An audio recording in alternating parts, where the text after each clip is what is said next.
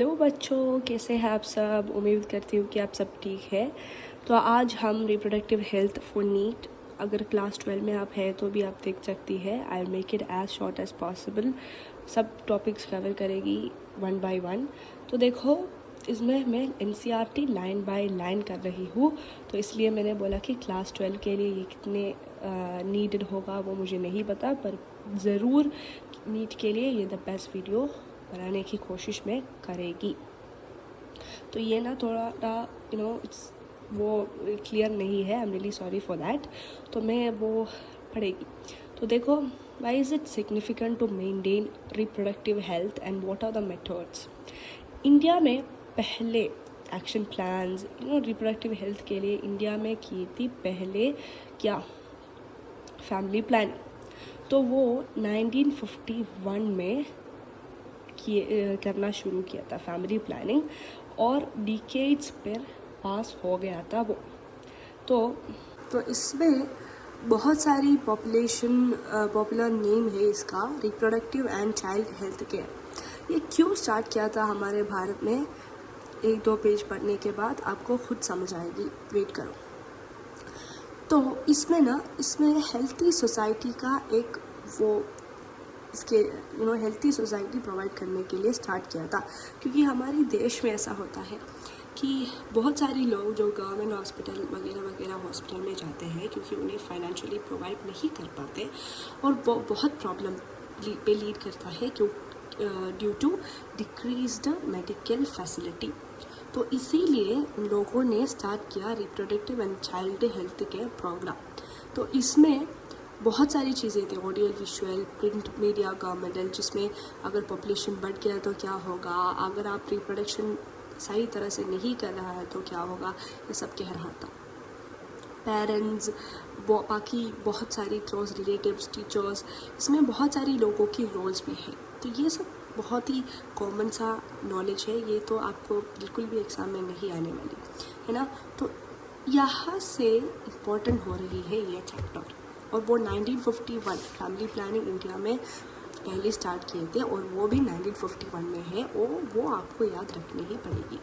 तो successful implementation of various action, बहुत सारी इंफ्रास्ट्रक्चर फैसिलिटीज़ ज़्यादा बढ़ाया और बहुत सारी चीज़ें किया, क्योंकि people reproductive problems like pregnancy, delivery, STD, abortions, contraceptions, mental pestle problems, infertility, इसमें से ज़्यादा आपको अब तक समझ में नहीं होगा, क्योंकि आई नो दिस इज इस चैप्टर में ही पढ़ रहा है ये सब।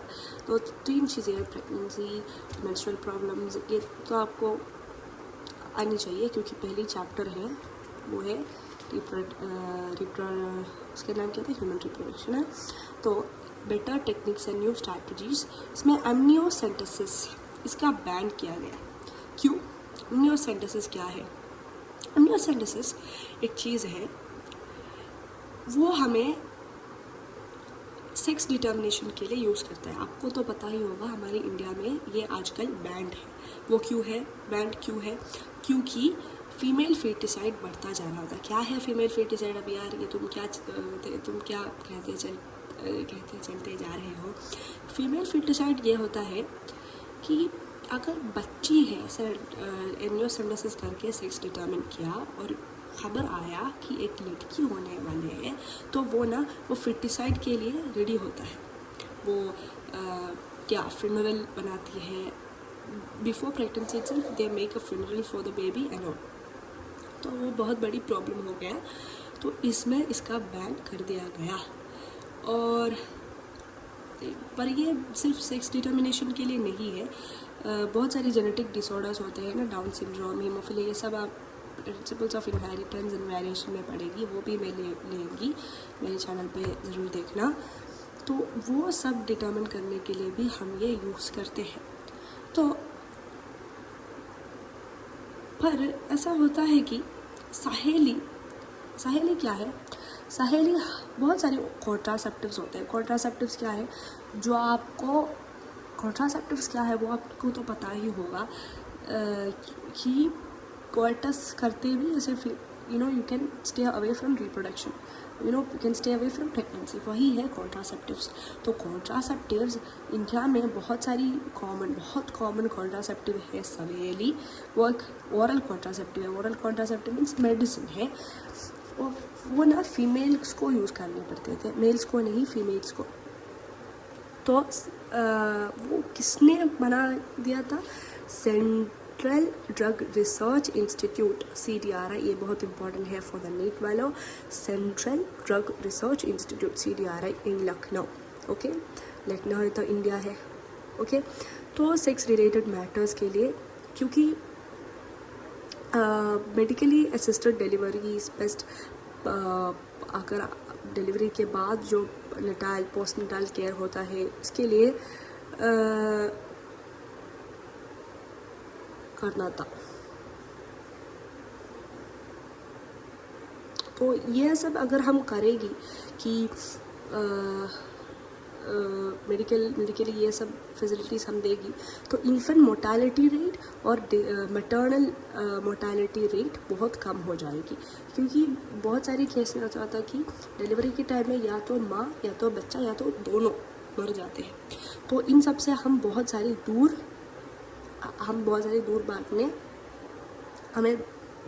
भागने के लिए मिलेगा।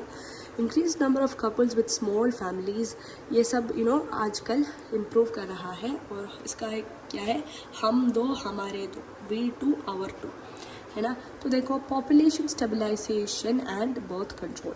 तो हमारे इंडिया में पॉपुलेशन का बहुत बड़ी राइज हो गया था, क्योंकि 1900 में लोकेटेड टू अबाउट 6 बिलियन हो गया। ओके, तो 1900 में 2 बिलियन था, और 2000 में और 2000 में वो क्या हो गया, 6 बिलियन, और 2011 में वो हो गया 7.2 बिलियन। तो देखो, एक 11 साल में ऑलमोस्ट 1.2 बिलियन बढ़ रहा था पॉपुलेशन।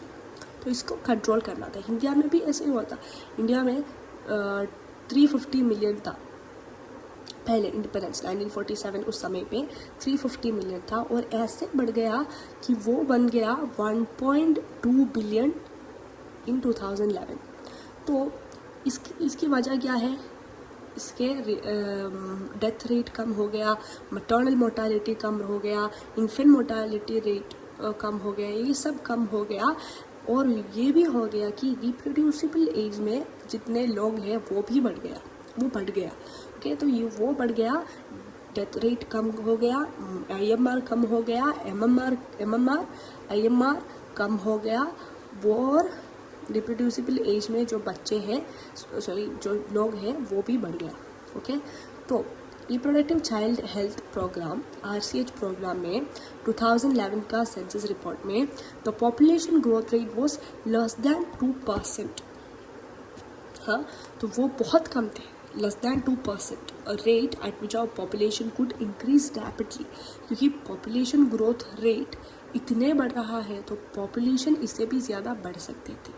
तो ये एक अलार्मिंग ग्रोथ रेट थे, क्योंकि अगर ऐसा हो रहा है तो फूड शेल्टर सब कुछ कम हो जाएगा और बहुत सारी प्रॉब्लम्स में ये लीड करेगा। इसीलिए इसको कम करने के लिए हम तो लोगों को मार नहीं सकते कि हमारी देश में ज़्यादा लोग हैं इसलिए तुम मरो कह के उसे मार नहीं सकते। तो क्या कर सकते हैं? रिप्रोडक्शन कम कर सकते हैं। और इसमें अर्बन एरिया में यंग कपल्स को, वर्किंग कपल्स होता है, उसके लिए एक नॉर्म बनाया कि हम दो हमारे दो बना कर रखा। एंड दिस वॉज इफेक्टिव, बना के रखा। आजकल हम अगर देखें तो ऑलमोस्ट एवरी फैमिली में हमारी इंडिया में आजकल बहुत कम रिप्रोडक्शन हो रहा है, 2 बच्चे तक होता है। ओके, तो ये बहुत इम्पॉर्टेंट है, ये बोर्ड्स वालों को भी इम्पॉर्टेंट है और साथ साथ में ये नेट वालों को भी इम्पॉर्टेंट है कि एक आइडियल कॉन्ट्रासेप्टिव का वो जो कैरेक्टर्स क्या होना चाहिए, फीचर्स क्या होना चाहिए, वो है ये ऑर्डर पे ही पढ़ो, है ना। तो फर्स्ट हमें यूज़ करना है तो यूज़र फ्रेंडली, और फिर हमें यूज़ करना है तो ईजिली अवेलेबल हुई भी होनी चाहिए, और उसके बाद यूज़ करके इफेक्टिव होनी चाहिए, और यूज़ करने के बाद हमारी रिवर्सिबल होनी चाहिए और साइड इफ़ेक्ट्स भी बिल्कुल भी नहीं होने चाहिए। तो यूज़र फ्रेंडली होनी चाहिए, अवेलेबल होनी चाहिए, इफेक्टिव भी होना चाहिए। और उसके बाद अगर हम ये यूज़ करेंगे तो फिर एक बार अगर हमें बच्चा चाहिए, ऐसा मन आ रहे हैं, तो अगर हम रिवर्सिबल नहीं हो सकते हैं तो दिस इज़ अ फेलियर। तो ऐसा भी होनी चाहिए और साइड इफ़ेक्ट्स भी लीस्ट या नहीं भी होने चाहिए। तो ये एक सेक्सुअल ड्राइव को बिल्कुल भी ऐसा ड्राइव नहीं करनी चाहिए। और हाँ, अब हम पढ़ेगी ओरल कॉन्ट्रासेप्टिव्स के बारे में डिटेल में। तो पहले ओरल कॉन्ट्रासेप्टिव नेचुरल मेथड्स है। नेचुरल मेथड्स ये ना अवॉइडिंग चांसेस, क्योंकि इसका रिस्क बहुत ज़्यादा है। नेचुरल मेथड्स का रिस्क क्या है? बहुत ज़्यादा है, क्योंकि वो स्पर्म मीटिंग का अवॉइड करते हैं, स्पर्म मीटिंग अवॉइड करते हैं। तो नेचुरल मेथड्स ऐसा होता है कि स्पर्म और ओवम मीटिंग अवॉइड करते हैं। तो एक है पीरियोडिक एब्स्टिनेंस। हमारे मेंस्ट्रुअल साइकिल की बाद और हमारी 10 to 17 days of menstrual cycle, इसमें ही ओव्यूलेशन हम एक्सपेक्ट करती है। उसके बाद एक 13 डेज, 11 डेज, 12 डेज होता है नॉर्मली। तो उस टाइम पे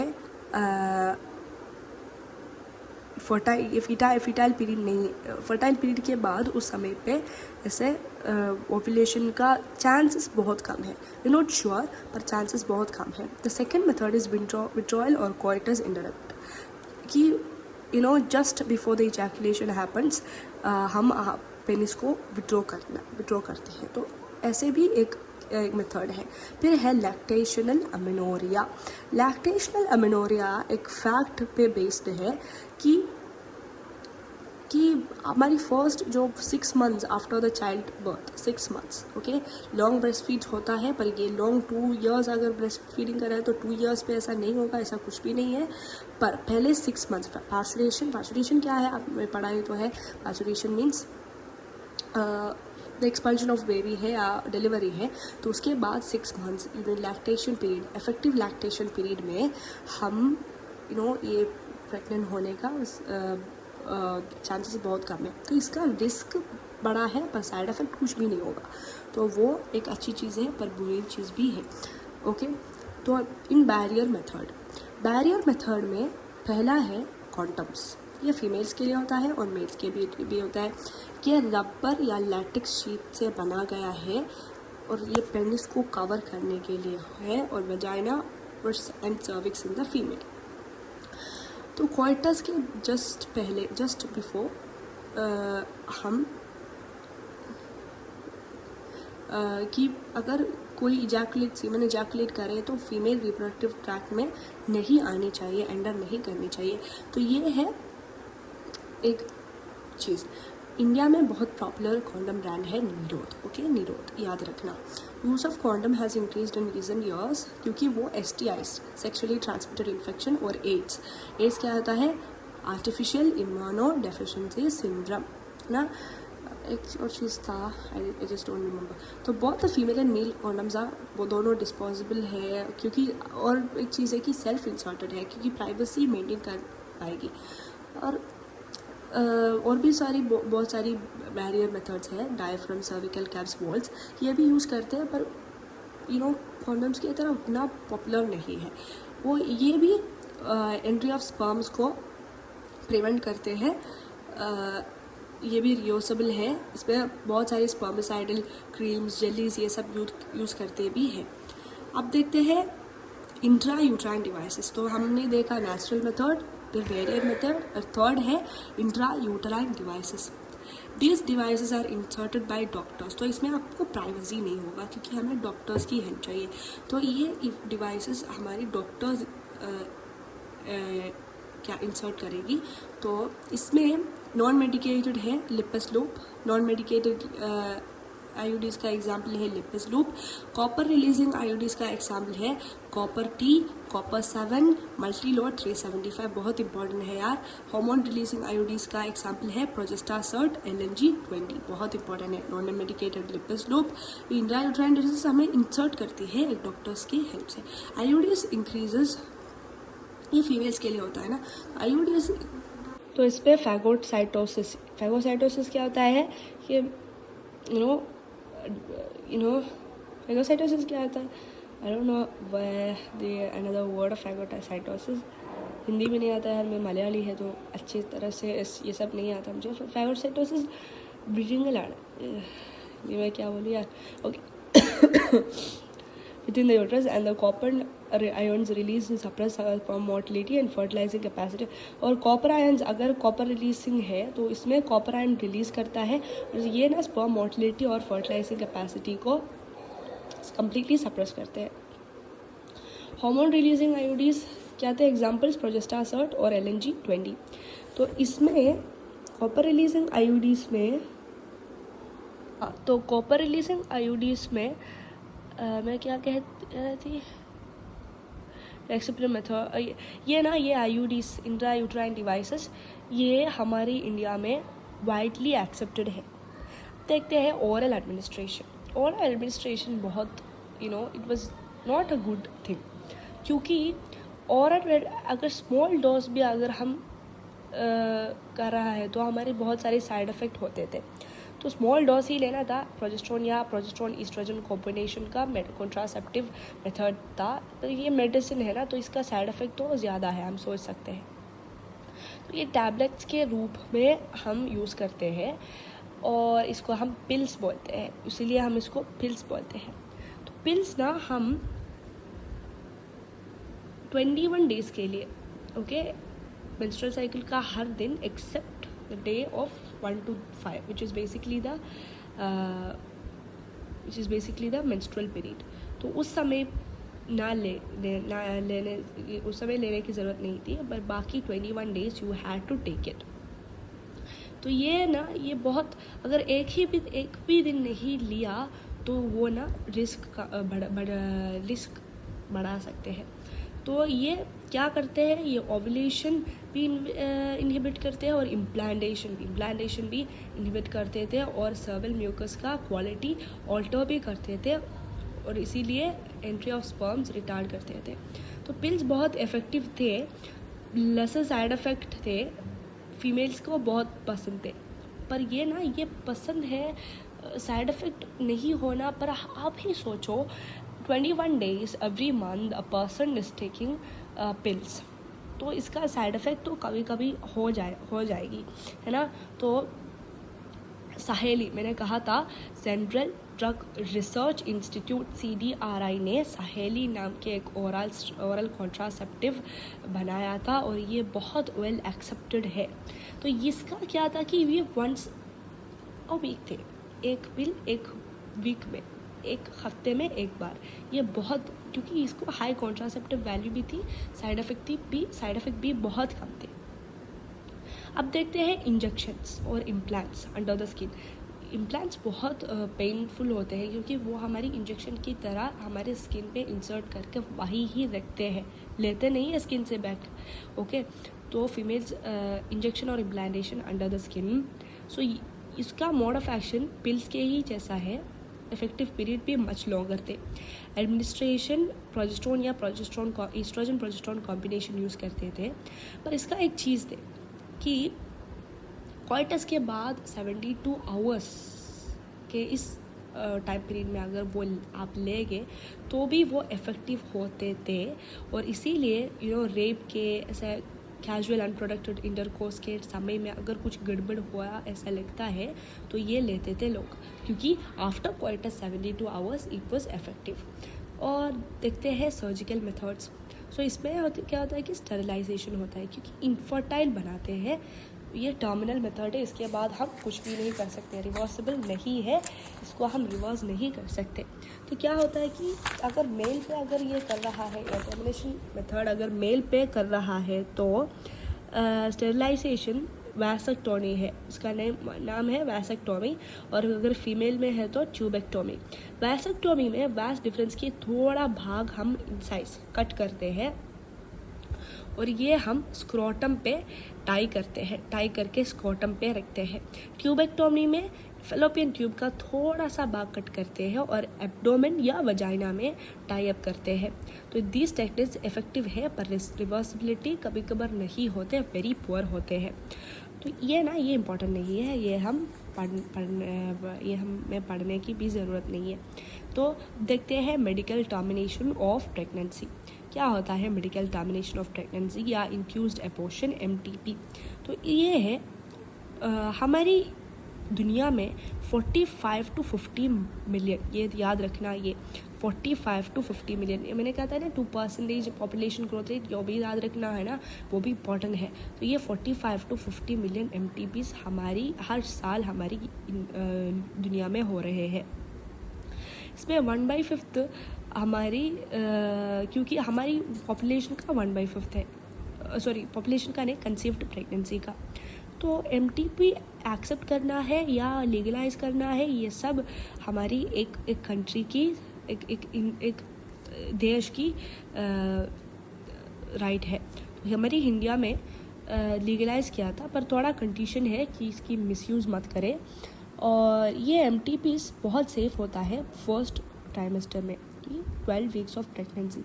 फर्स्ट ट्राइमेस्टर मीन्स 3 months है ना। सेकेंड ट्राइमेस्टर में ये बहुत रिस्कियर होते हैं और ओके हाँ, तो ये अनसेफ है, पर अनसेफ है और फटाल भी है, पर sometimes it will also be affective. तो अब देखते हैं सेक्सुअली ट्रांसमिटेड डिसीज STIs को। इसको हम वेनेरियल डिसीज़ भी बोलते हैं या रिप्रोडक्टिव ट्रैक्ट इन्फेक्शन बोलते हैं, सेक्सुअली ट्रांसमिटेड डिसीज़ भी बोलते हैं, STI, RTI, VD या STD। ये चारों शॉर्ट फॉर्म और फुल फॉर्म आपको याद रखनी पड़ेगी। ओके, तो इसका क्या क्या है? Gonorrhoea, syphilis, genital herpes, chlamydiasis, genital warts, trichomoniasis, hepatitis B, and of course the most fatal AIDS, HIV leading to AIDS. ये आपको याद रखना है, मैं कुछ भी नहीं कर सकती। तो hepatitis B and HIV sharing needles, surgical instruments, ये सब से भी होता है। ऐसा नहीं है कि ये सिर्फ सेक्सुअली ट्रांसमिटेड डिसीज़ है। ओके, हेपेटाइटिस B नहीं, पर बाकी ज़्यादा क्योरेबल है। हेपेटाइटिस B कभी, जेनाइटल हर्ब्स, HIV, ये तीनों कभी भी क्योरेबल नहीं है। अर्ली सिम्टम्स ऑफ क्या होता है कि इचिंग होता है, फ्लूइड डिस्चार्ज होता है, थोड़ा पेन भी होता है, थोड़ा थोड़ा वहाँ स्वेलिंग भी होता है जेनाइटल रीजन में। तो इन्फेक्टेड मेल्स में, फीमेल्स में समटाइम्स है कि वैसा होता है कि कोई सिम्टम्स नहीं होते। हाँ, तो अगर हमें डिटेक्शन नहीं किया, टाइमली डिटेक्शन नहीं किया, प्रॉपर ट्रीटमेंट नहीं किया, तो ये डेथ तक, कैंसर, इनफर्टिलिटी या pelvic inflammatory disease, abortion, still birth, ये सब इन सब का एक तुरंत ये सब हो सकता है अगर ट्रीट नहीं किया तो। ओके, तो ये ज़्यादा 15 to 24 ईयर्स के लोग पे देखे जा रहे हैं। तो इसको रोकने के लिए 3 ways है ना। तो पहले चीज़ जो हम करना है कि avoid sex with multiple partners या अननोन पार्टनर्स। फिर आप कभी भी अगर कर रहा है तो कॉन्डम्स यूज़ करें। और आपको कुछ भी डाउट है कि मुझे ऐसा इन्फेक्शन आ रहे है, तो जल्द तुरंत एक डॉक्टर के पास जाइए और ट्रीटमेंट करवाइए।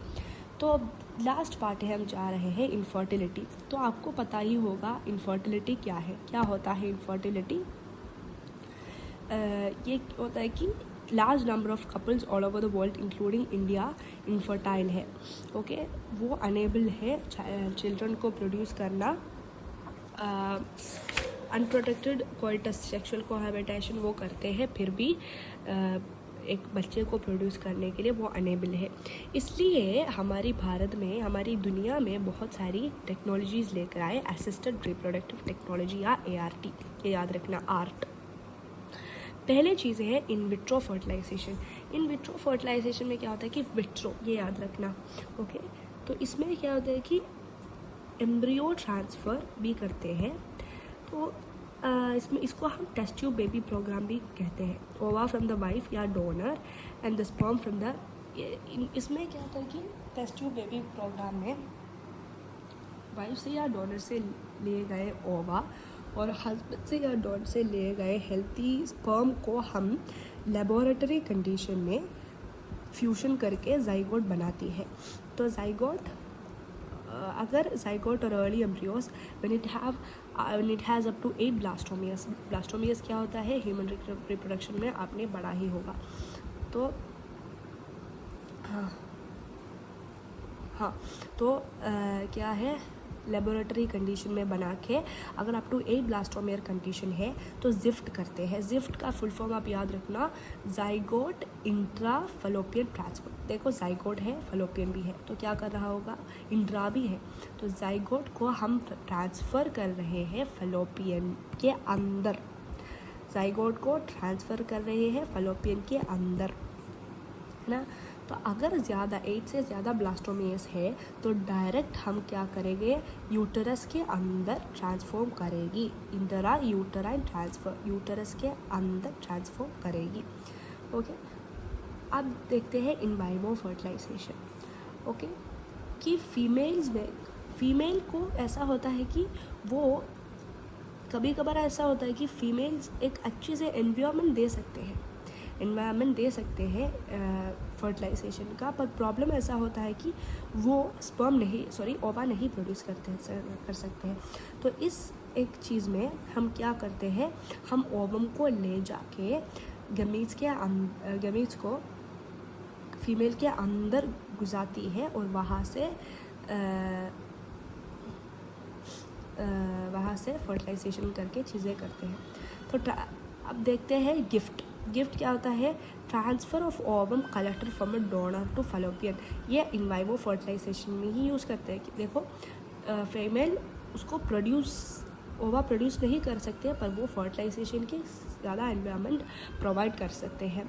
देखते हैं इंट्रोसाइटोप्लाज्मिक इंजेक्शन, ये कब यूज़ करते हैं, इनफर्टिलिटी केसेस में जब मेल पार्टनर इंसेमिनेट नहीं कर पा रहे या हमारी जो जितने स्पर्म्स चाहिए उतने स्पर्म्स काउंट नहीं बन पा रहे हैं, तो हम ऐसा करते हैं इंट्रासाइटोप्लाज्मिक इंजेक्शन। जैसे कैसा करते हैं, साइटोप्लाज्म में फीमेल साइटोप्लाज्म में स्पर्म को directly injected into the ovum. तो ओवम लैब में लेंगे और स्पर्म भी लेंगे फ्रॉम अ हेल्थी डोनर और from the male partner itself, और उसके बाद क्या करेगी, इस ओवम के साइटोप्लाज्म के अंदर इंजेक्ट करेगी हमारे स्पर्म को। ये करते हैं वो लोग। और female due to very artificial insemination भी कर सकते हैं। इस केस में अगर मेल हमारी जो जितने स्पर्म नीडेड है उतने स्पर्म नहीं बन पा रहे हैं या इंसेमिनेशन नहीं हो पा रहे हैं, तो 2 तरीके हैं। फर्स्ट है इंट्रासाइटोप्लाज्मिक इंजेक्शन, वो हमने बोला। अब देखते हैं दूसरी तरीका, वो है आर्टिफिशियल इंसेमिनेशन। क्या है आर्टिफिशियल इंसेमिनेशन? तो ये होता है कि the semen collected either from the husband या हेल्थी डोनर से कलेक्ट किए गए सीमन को हम वजाइना में डायरेक्ट गुजाती है, और यूट्राइन में, अगर यूट्राइन में घुस रही है तो हम उसके बोलेंगे इंट्रा यूट्राइन इंसेमिनेशन। तो यह चैप्टर ख़त्म हो गया है। तो एक बार आप रिवीजन कर लेना कि एम्नियोसेंटेसिस क्या है, सहेली क्या है, फैमिली प्लानिंग के ईयर, और ये CDRI और ये problems, actually transmitted problems, population stabilisation, और उसके बाद बर्थ कंट्रोल कैसे करते हैं और कैसे बढ़ गया पॉपुलेशन, और क्या है एक अच्छे कॉन्ट्रासेप्टिव्स के फीचर्स, उसके बाद barrier method, natural method, barrier method, उसके बाद इंट्रायूट्राइन डिवाइसेस, उसके बाद और कॉन्ट्रासेप्टिव मेथड, उसके बाद इंजेक्शन, और उसके बाद last surgical methods and also medical termination of pregnancy which is very important. उसके बाद सेक्शुअली ट्रांसमिटेड डिजीज़ या वेनेरियल डिसीज़ या रिप्रोडक्टिव इन्फेक्शंस, इसमें क्या क्या क्योरेबल है, क्या क्या नहीं क्योरेबल है, और सिर्फ सेक्शुअली ट्रांसमिटेड क्या कौन है, इंक्लूडिंग सेक्शुअली ट्रांसमिटेड कौन है, और इसको अवॉइड करने के लिए इसको अच्छे से प्रिंसिपल्स क्या है, और इनफर्टिलिटी। उसके बाद ये असिस्टेड रिप्रोडक्टिव टेक्नोलॉजीज़ ARV। यहाँ मैंने एक दिया है आपको स्पेशल IVF। अगर मेल पार्टनर का स्पर्म काउंट लेस दैन, अगर मोटिलिटी बहुत कम है तो हम स्पर्म करेंगे, और हम एक माइक्रो नीडल के यूज़ से इस्तेमाल करके हम साइटोप्लाज्म में इंजेक्ट करेंगी in the laboratory conditions. Thank you बच्चों, सब्सक्राइब करो।